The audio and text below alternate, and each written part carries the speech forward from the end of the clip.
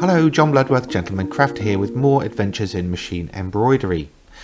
Now, the other week, as part of my main work, I designed this Baroque frame, and when I was thinking about things to do with machine embroidery this week, I wanted to replicate that design as machine embroidery, and then later on in the week I'm going to hopefully turn it into a project to stitch onto a towel.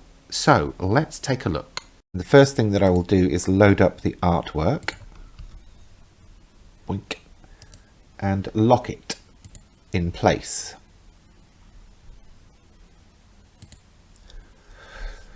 Okay, so I might not do it exactly as I did that previous example, but I'm going to show you a few of the tips and tricks that I've used to replicate this design. So let's start by zooming in on this bit up here. Ooh, it's quite close. Good job I'm wearing my new specs. And we're going to go to the Digitize toolbox and Digitize Open Shape. I'm going to select Single Run, and I'll keep the color selected as poinsettia just so that I can see the stitching once it's been placed. So where to start? I kind of tried to break this down into bits, so this bit and this bit will be one. The leaf will kind of be a variety of different bits, and then this leaf up here will again be a variety of different bits. Just makes it easier for me to work on in sections.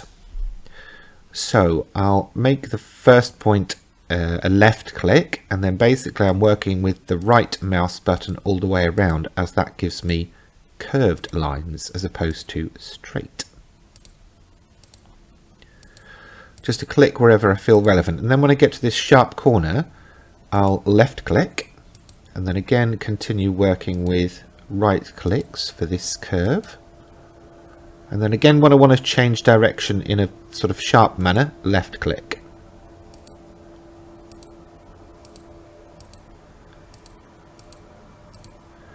And then one left click at the end to set that, and then press enter to apply that stitching. That looks good for me. Let's tackle the leaf at the top. So I'm going to start a bit further back down here, and this will help me later on when I come to using branching to help organize these lines.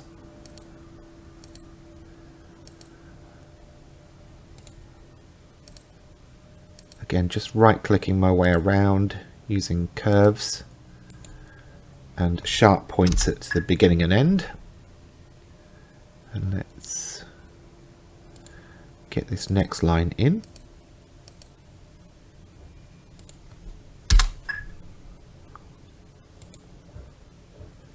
And whenever I'm doing curves that go past another section, I always kind of put a click on top of that, because then it will anchor it to it. And whenever I get to a bit with stitching on already, I'll go to the other side of that stitching. That way, if there's any pull or anything, then it'll just sort of still meet up.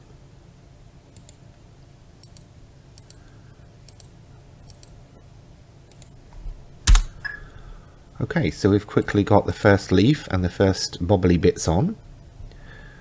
Let's now tackle this. So I'm going to start here and I'm going to work around there and then come back.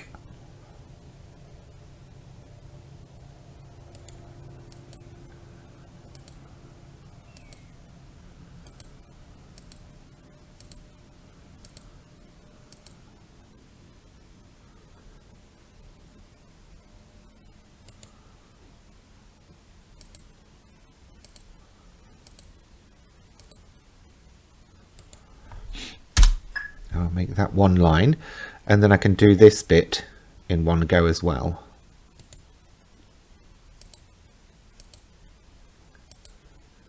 And I'm actually putting a node at every other line or the last line. Again, it's just to secure them in place so that they'll match up with other lines that I'm going to put in later.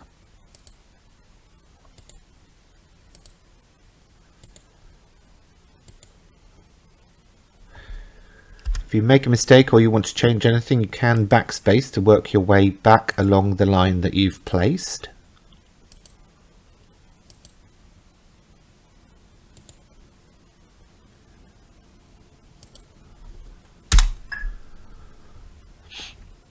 Okay, and then for these I'm just going to do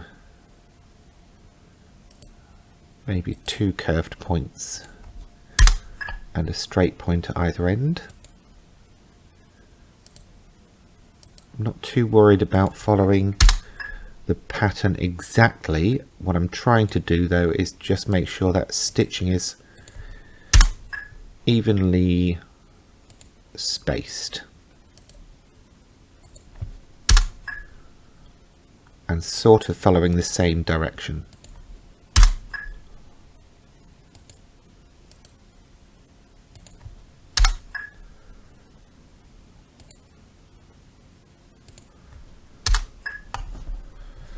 I think that will work. Now I am going to put this in. I am going to use the layouts tool later to replicate this section, but I will put this in as a whole.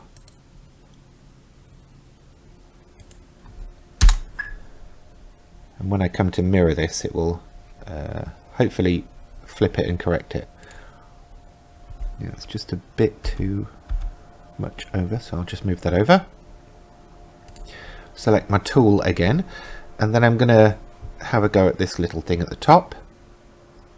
So I'll start with the bubble.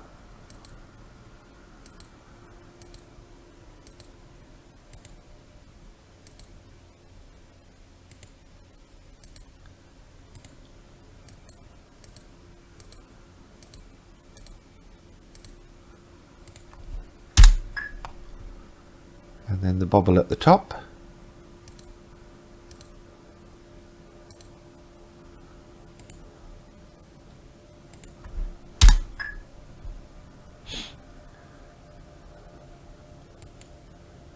And then this little drop. I'm not too worried about, that's a bit too curvy. I'm not too worried about getting everything on both sides exact, because remember, like I say, I'm going to be using that layouts function which will mirror things and basically replicate things on each side the same. Let's just move that up to the finish point. And then for this, actually for this escape, I should do a digitize closed shape. Make sure I've got outline selected, not fill.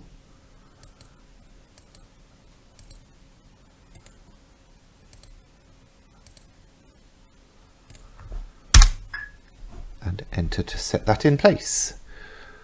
Okay, so we're already zooming through quite a lot, because if you notice, this thing is almost in quarters apart from the 2 flowers.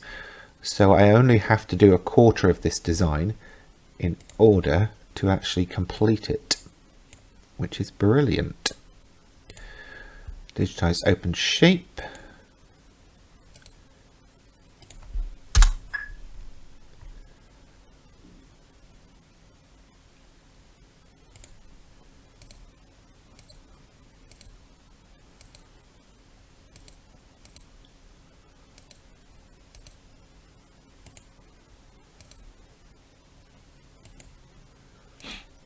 As I'm clicking in the screen recording software, I'm going to add little circles that will appear showing you which mouse button I'm using, so I don't have to keep saying it. So the reds will be straight corners, left click, and the yellows will be right click, curves.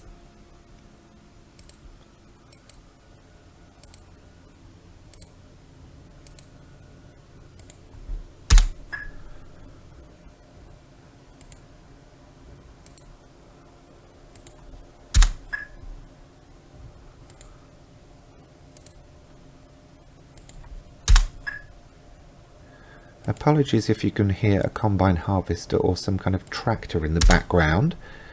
but I actually live in the middle of farmland, and it's the middle of summer, so old Mr. Farmer and his team are busy at it, and I've got literally every single window open. So sorry about that. Okay, so that's that leaf. I think I'll carry on working down this side, and then I'll come and deal with the flower in a minute.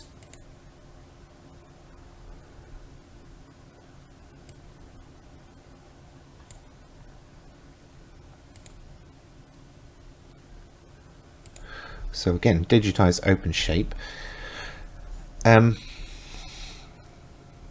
Actually, I think I will do something different on this one. Digitize close shape. Let's give the leaves and things some fill. We'll go with tatami for now. We can always fiddle with it later.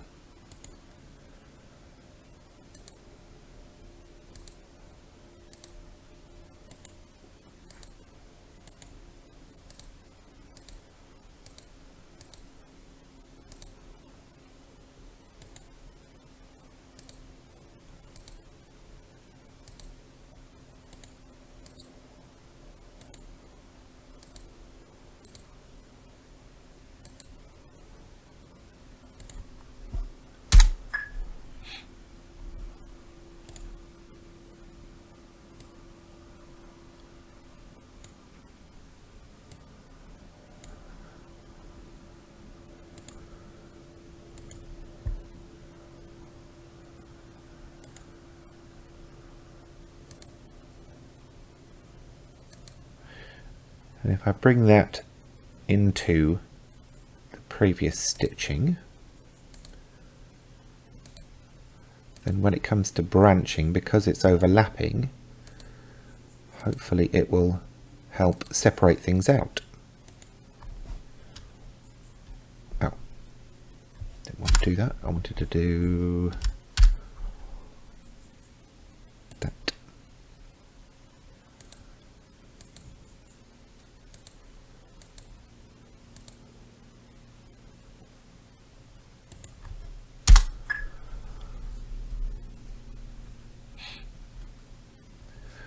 Okay, for these bubbles again, I'm going to use the open shape option from the toolbox.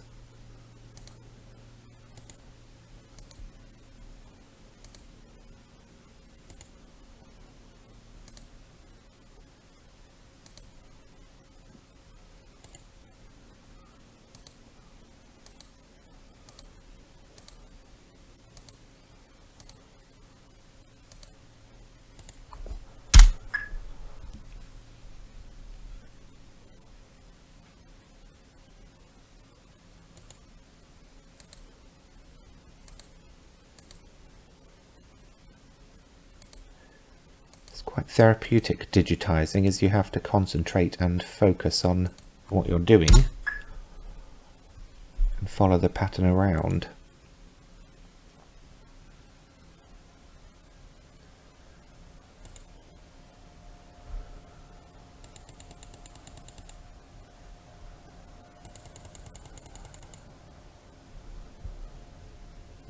Okay, so if I've done, let's look at this as a whole design. So if I've done these as open shapes, these as closed, that's going to be closed, that's open. So I think I'll do these as open as well.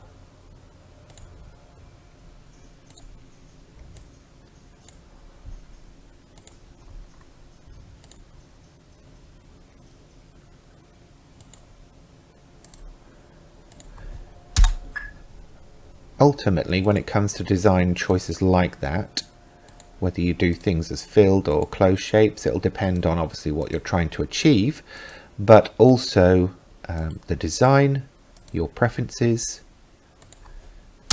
and many other factors. So just take your time making those choices.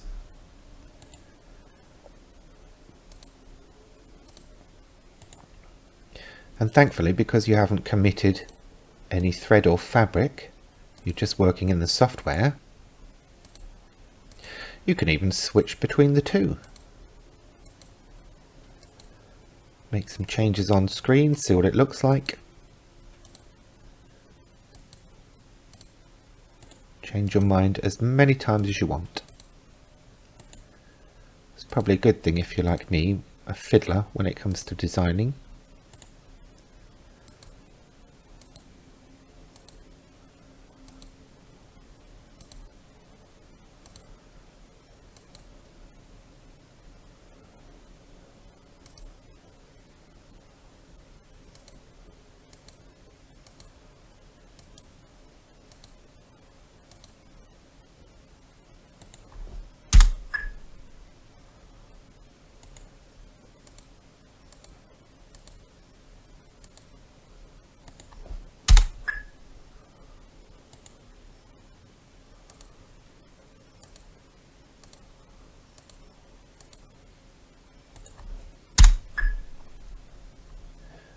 There we go, let's move down to the next section.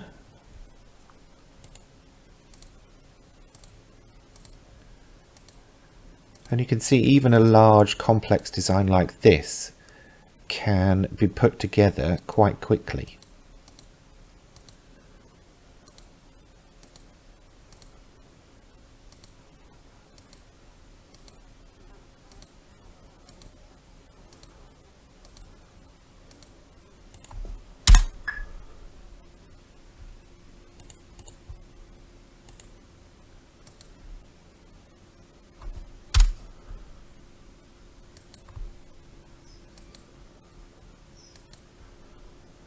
Especially when you're working with curves like this.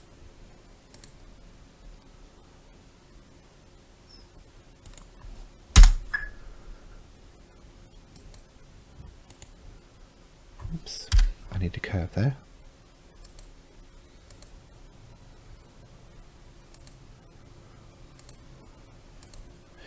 The software actually works out curves based on the last 3 points that you've plotted. So sometimes it can look a bit odd when you place it first, but just notice what happens each time I place a new point. It actually does go back and recalculates the curve according to what I've previously placed. Right, okay.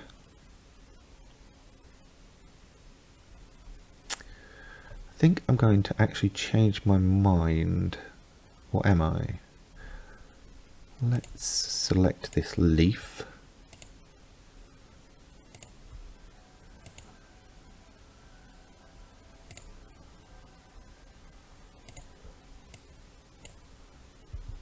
Yes, I am going to change my mind. I'm going to leave it open.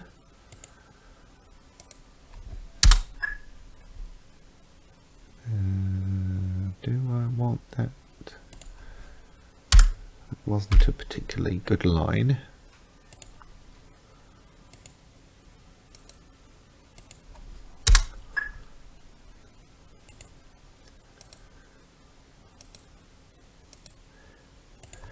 I decided to leave it open just purely because it kind of works with the rest of the design a little bit better. I could go back in and redigitize the whole thing to be completely filled. In fact, I might do that for next week's video and see how I get on with that, like a multicolored design. Now let's tackle this flat. In fact, actually, do I need to do that just yet?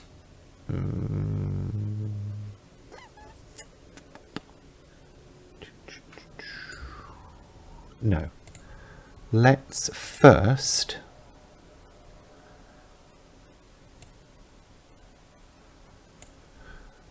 go to the Create Layouts toolbox, use Mirror Copy Both, and then position that cross as best in the center as you can get it. And one click. Do you want to merge? Yes. And there, it's given me the rest of the design with all of the pieces that I need. Now I'm not going to do any branching yet because actually I want to put the flowers in first and then I want to use the branching tool set to re-digitize everything for me, which is a super handy tool. So I'm going to do the flowers. On the design I showed you earlier, I digitized a closed shape with a tatami fill, but actually what I'm going to do for this is digitize it open.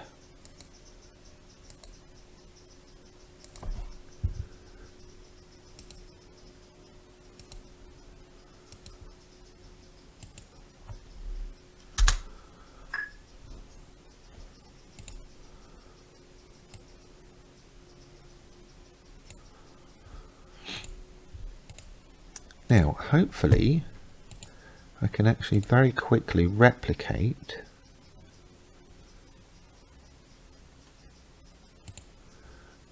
this petal with, oops, I just accidentally clicked and it did give me a load of things but all in the wrong place. So I've got this set to 5 number of copies, and now I just have to move my cursor so the petals fall into position, like so. Perfect. Okay, let's go back, digitize open shape, and we will put in the outer petals.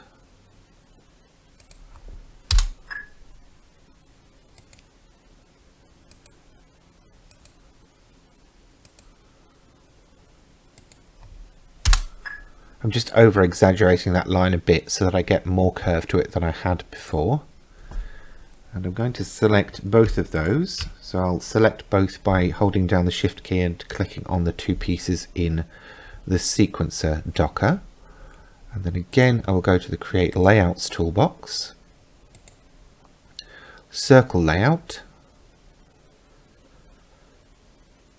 get those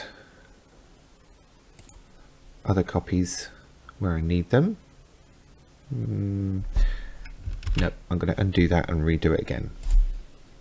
They weren't quite where I needed them.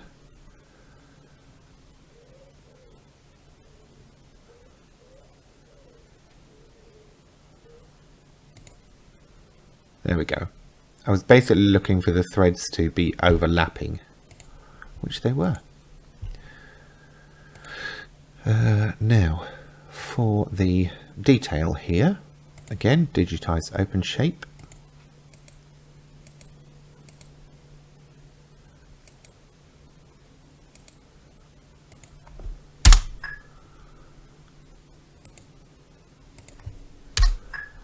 And for these lines, a straight line is more than sufficient. So just one click at either end, and then enter will set those stitches in place.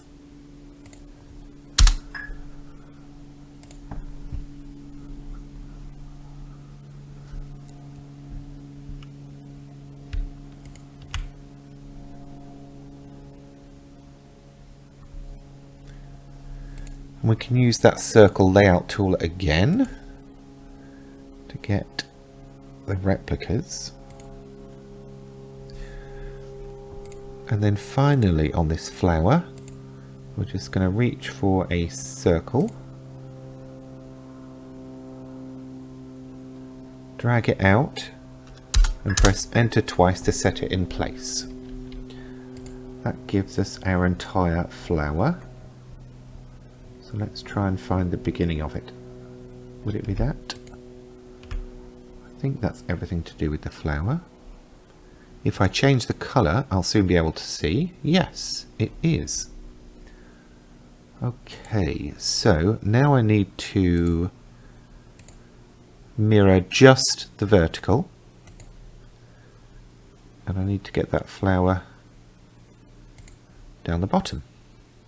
Let's have a look and see if that went in at the right place. Yes, it looks good. Okay.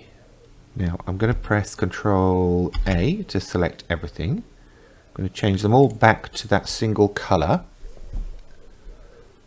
And then I am going to go back into the Digitize toolbox and choose branching. And hopefully what this is going to do is reorganize everything and place it into one object. Yes, it worked, like so. Hide selected. So we've hidden the background picture. I'll change that to black so you can see it a little better on screen, and then I'll run it through the player. Don't forget, when you're branching, you have to press enter a couple of times to set the entry and exit points. But let's just see how this kind of works. So you can see how basically it's doing everything, so it's avoiding doing jumps wherever possible. It's literally going around the outlines and then coming back along those same outlines to get to the next piece, so it doesn't always finish something before it moves on.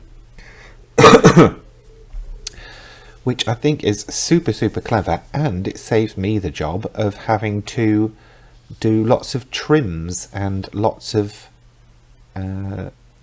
snipping of jump stitching. I'm obviously running this quite fast through the player so we get a good preview, but it will take some time on a standard embroidery machine, a single needle, to stitch out.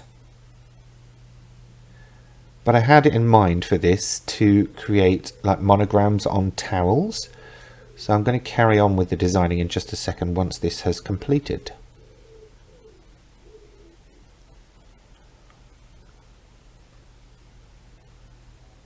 Okay, there we go. So that's the design as it is right now. To add some monogramming, I will first add an oval. So I'm going to click in the center to start the circle, drag out for the width, and then drag up for the height after clicking. Now that I've got that, I can press enter and it will place the oval in position. Now, because some of this has got back stitching and double runs, I'm going to triple run this so it's got kind of the same thickness or weight. And then we're going to go up to the monogramming toolbox and we'll go for the simple designs. And we could choose any of these, but I think I'm going to go for this one because it kind of works. And we'll go into the letters here.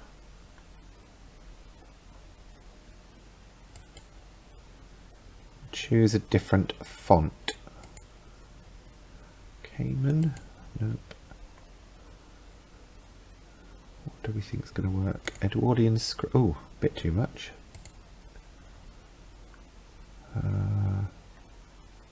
Hannah? Nope. I don't know, that's quite nice, but let's keep looking. Pomander. Oh, that's quite nice. It's quite thin though. I don't know, shall we go with it? Can I squish it? Yes, I can apparently.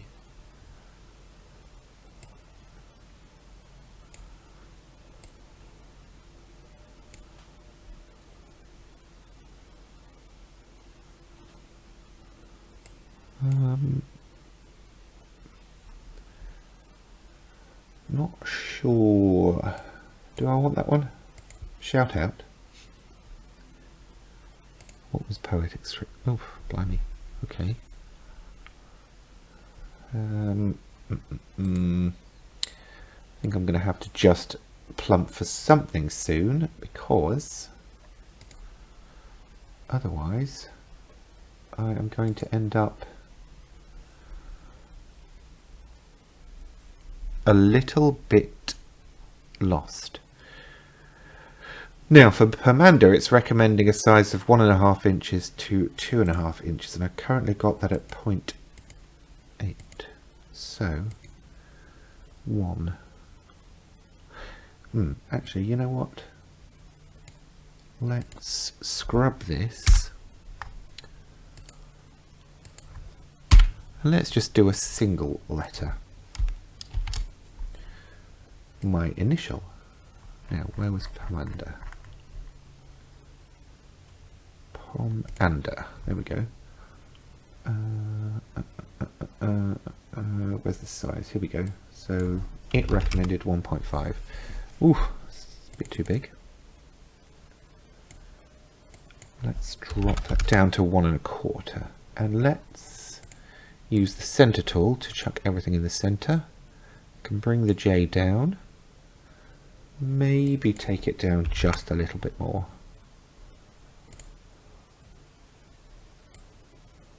What do we think? I like it.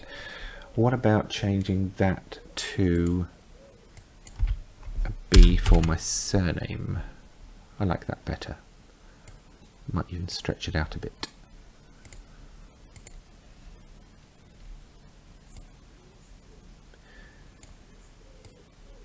Or B for bath if I'm using this on bath towels. Okay, I think I'm going to go with that. So what I need to do is do a test run. So I'm not going to stitch it on the towel today. I'm just going to do a very quick test run with some plain cotton, and we'll see how that comes out. And here we have the finished result. I think it worked out really well as a tester on the plain cotton, which actually I think would look good as some kind of personalized serviette. But yes, next time I'll look at using the laydown stitch features of Hatch embroidery software and working this into personalized towels. So they could be fancy. Alright, thanks for watching. Please remember to give the video a thumbs up and subscribe for future content.